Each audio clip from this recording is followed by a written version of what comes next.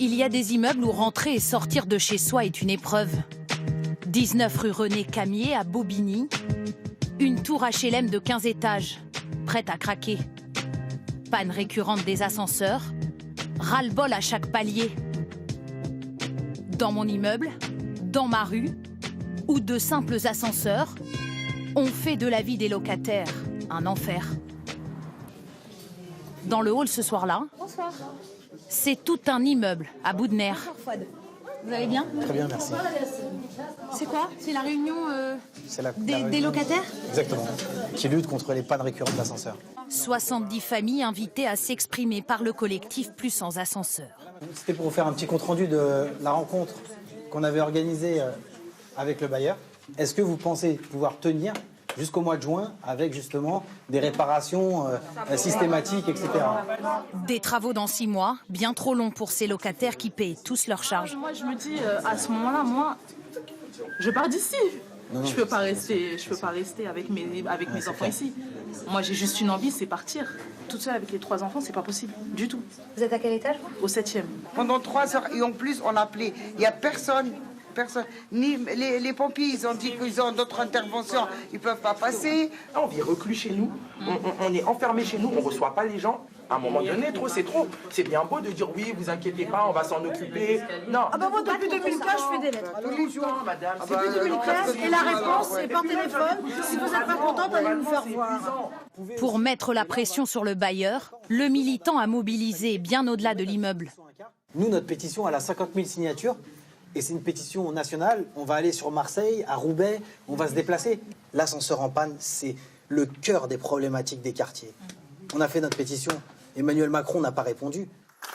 Depuis que les locataires ont fait du bruit, le bailleur social a procédé à quelques réparations ponctuelles. Le jour de notre tournage, les 2 ascenseurs fonctionnent. On appelle l'ascenseur. Là, il est au 1er. Là, il est au 15e. Mais quand ce n'est pas le cas... Voilà, on attend. Et donc, qu'est-ce qu'on fait? On va y aller à pied. Non, non. Allez. C'est l'escalier qu'il faut emprunter. Comme le fait cette femme, filmée par un voisin. J'ai 14 étages à monter. C'est une méchanceté. C'est une méchanceté. À bout de souffle, c'est son fils qui porte les courses. C'est quand la dernière fois qu'il était en panne cet ascenseur? Juste hier. Et à chaque fois qu'on appelle, il vient, il répare un petit peu, il part, et l'après-midi, il tombe en panne. Est-ce que vous êtes déjà retrouvé coincé dans l'ascenseur? Oui. Avec les enfants, 1 heure.